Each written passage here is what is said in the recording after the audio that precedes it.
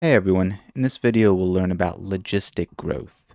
So to talk about exactly what logistic growth is, we need to first talk about exponential growth. So we know that exponential growth on a graph looks like this, where the growth is slower at first and then it increases as time or as it goes through the x-axis. So exponential growth looks more like this. And logistic growth, on the other hand, on a graph, it's exponential at first, but then it slows down to some limit. And this limit right here, we will call the carrying capacity. And we'll explain why this exists for logistic growth, but this is the important difference. On the left, we have exponential growth. So this is what exponential growth looks like. And on the right, we have logistic growth. And that's what logistic growth looks like. So it's very important. And where you'll often see logistic growth applied is in population growth. So populations actually grow exponentially, as you can see on the graph on the left. They grow exponentially because the new population that arises can also give birth to more people, and that's how populations sort of grow exponentially. But that is assuming that there is no limit to the amount a population can be. Now, logistic growth also incorporates a limit. That is what the carrying capacity is. So, for example, if you have an island where there are only so many resources, and if you have a certain amount of wolves on the island, for example, let's say there are only enough resources to accommodate 1,000 wolves on the island. There aren't any more resources, so the population can't grow more than 1,000. So that's why in a logistic growth graph, it's exponential at first. It increases exponentially, but then the growth starts to slow right around here. And it slows and it approaches the carrying capacity, which is this red line. The carrying capacity being the limit. So in our example, with the amount of wolves on an island, 1,000 wolves on an island would be the maximum amount of the wolf population that the island can sustain, because there are only so much resources on that island to sustain 1,000 wolves. So that's the difference between exponential growth and logistic growth. Now, let's talk about the logistic growth formula. So the logistic growth function is as follows. F of t equals c over 1 plus a times e to the negative kt. So it's kind of similar to the exponential growth formula, especially this part, a times e to the negative kt. But it's we have a few more players in here. We have c up here, and we'll explain what c and a are. We'll explain what all these variables are. So let's actually start with c. C is the carrying capacity. So the carrying capacity is the limit, the maximum the population could be, the limit to the population, carrying capacity. A and K, so A and K are constants. These are both constants that we actually have to find. So they're both constants that we have to solve for. And then E, of course, is Euler's number, and T is time. T is time. And usually it's denoted in years, so time in years, but it could be time in any unit of time. And a few more things to note about logistic growth is that the initial value,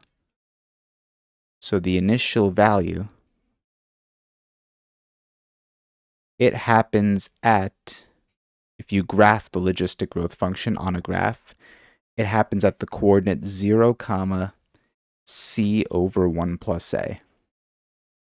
So again, c is the carrying capacity, and a is the constant that we have to solve for. But once you know the constant a, then you'll be able to find the initial value. And then the point of maximum growth,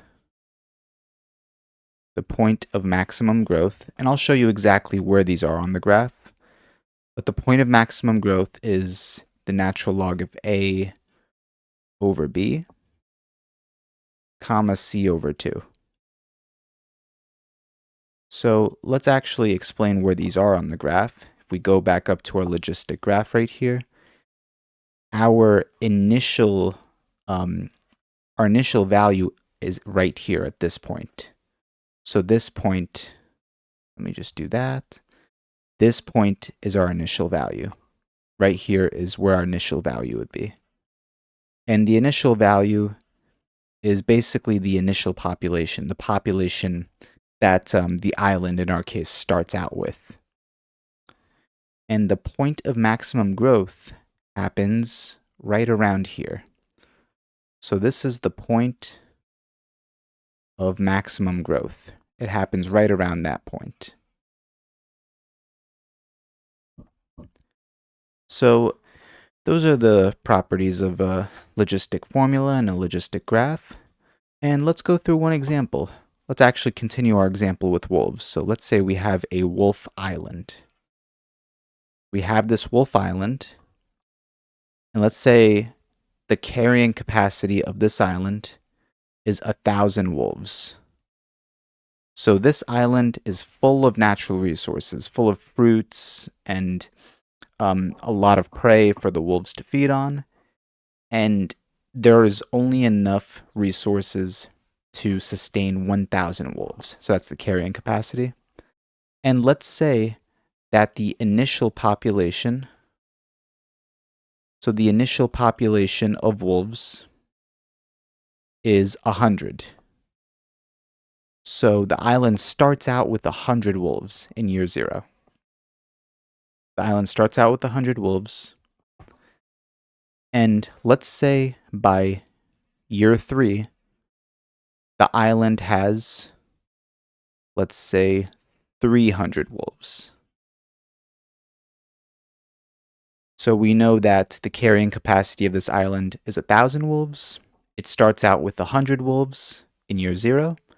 And then in year 3, we have 300 wolves. So let's go ahead and write out the logistic growth function for this island, for this wolf island right here. So let's go back up here and just copy our function. So I'll copy and paste it down here. And we have a couple of constants to solve for. So right away, right off the bat, if we just rewrite this formula, f of t, we know what c is. C right here is the carrying capacity, which we said is 1,000 wolves. So we can actually just replace that c with 1,000. So 1,000. Okay, now we also have to find our constants a and k. How exactly do we find them? Well, we know our initial population is 100 wolves. That means in year 0, so f of 0, we have 100 wolves. F of 0 equals 100. So we know f of 0 equals 100. And let's actually plug 0 into this function right here. So we know f of t. Let's go ahead and find f of 0. So f of 0 equals, we have this whole function right here, 1,000 over 1 plus a times e to the negative k times 0, because t is 0 in this case. So t is 0. And let's go ahead and simplify this. F of 0 equals 1,000 over 1 plus a times e to the negative k times 0 is 0. And what's e to the 0 power? That's just 1. So a times 1 is just a. There we go. And what did we say f of 0 was? We said f of 0 is 100. So we're going to replace f of 0 with 100. So we'll replace f of 0 with 100. And let's go ahead and solve for a. It's a lot easier now, so we can multiply both sides by 1 plus a. So that will cancel it out over there. And on the left side, we have 1 plus a times 100 equals 1,000. And then we can divide both sides by 100. That will cancel out there. And on the left side, we have 1 plus a.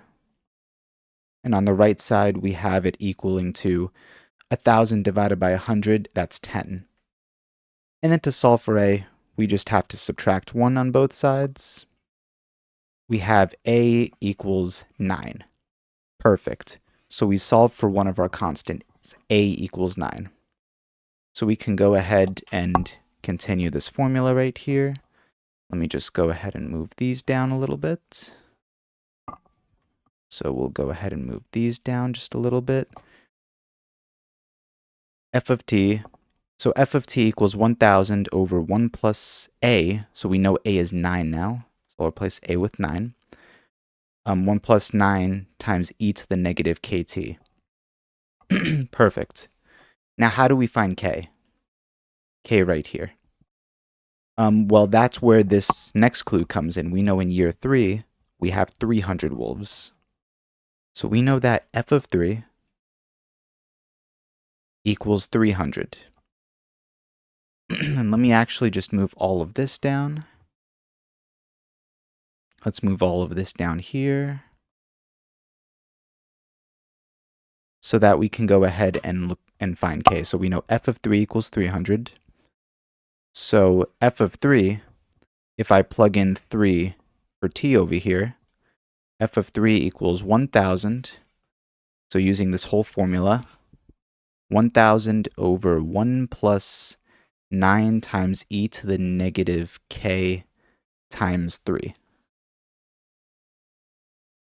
Again, 3 is t, because that's the input we're using. 3 is t. And let's just go ahead and solve this. So what did we say f of 3 was? We said f of 3 was 300. So we'll actually replace f of 3 with 300. So 300 equals 1,000 over 1 plus 9 times e to the negative k times 3, which is negative 3k. And we can go ahead and rearrange this. So we can move this denominator up here, and we can move this 300 into that denominator. Essentially what we did before. So if we rearrange this, this would be 1 plus 9 times e to the negative 3k equals 1,000 over 300. That's the same thing we did down here, where we multiply 1 plus a on both sides and then divide it by 100 on both sides. I'm just simplifying it so that we can get to the answer quicker. And then to solve for k, let's go ahead and subtract 1 on both sides. So 9 times e to the negative 3k equals, what's 1,000 divided by 300? That's 10 thirds. 10 thirds minus 1, so 10 thirds minus 1, subtracting fractions. 1 is just 3 thirds. 10 thirds minus 3 thirds is 7 thirds. And then I'll divide by 9 on both sides. So what's 7 thirds divided by 9? That's 7 over 27. And then how do we solve for k over here? We'll just take the ln of both sides. And that will cancel that out. So on the left side, we'll have negative 3k equals ln of 7 over 27. We're almost there. We can divide both sides by negative 3. So we have k equals negative 1/3 times ln of 7 over 27. There we go. We've solved for k. Negative 1/3 times ln of 7 over 27. And we've completed our function.